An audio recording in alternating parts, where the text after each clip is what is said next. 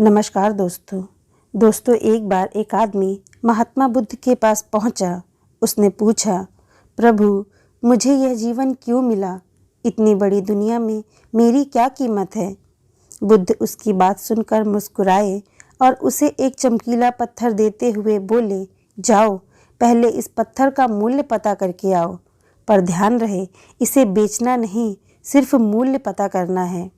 वह आदमी उस पत्थर को लेकर एक आम वाले के पास पहुंचा और उसे पत्थर दिखाते हुए बोला, इसकी कीमत क्या होगी? आम वाला पत्थर की चमक देख समझ गया कि अवश्य ही यह कोई कीमती पत्थर है, लेकिन वह बनावटी आवाज़ में बोला, देखने में तो कुछ खास नहीं लगता, पर मैं इसके बदले 10 आम दे सकता हूँ। वह आदमी आगे बढ़ गया। सामने एक सब्जी वाला था।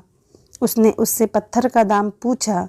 सब्जी वाला बोला, मैं इस पत्थर के बदले 1 बोरी आलू दे सकता हूँ। आदमी आगे चल पड़ा। उसे लगा पत्थर कीमती है, किसी जौहरी से इसकी कीमत पता करनी चाहिए। वह एक जौहरी की दुकान पर पहुँचा और उसकी कीमत पूछी। जौहरी उसे देखते ही पहचान गया कि यह बेशकीमती रूबी पत्थर है जो किस्मत वालों को ही मिलता है।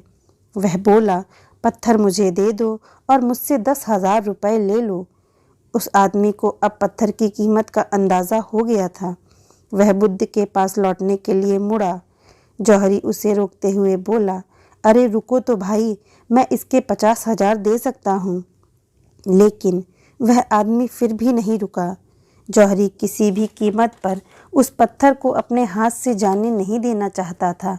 वह उछलकर उसके आगे आ गया और हाथ जोड़कर बोला, तुम यह पत्थर मुझे दे दो, मैं 1 लाख रुपए देने को तैयार हूँ। वह आदमी जौहरी से पीछा छुड़ाकर जाने लगा। जौहरी ने पीछे से आवाज़ लगाई, ये बेशकीमती पत्थर है, अनमोल है, तुम जितने पैसे कहोगे मैं दे दूँगा। यह सुनकर वह आदमी हैरान परेशान हो गया।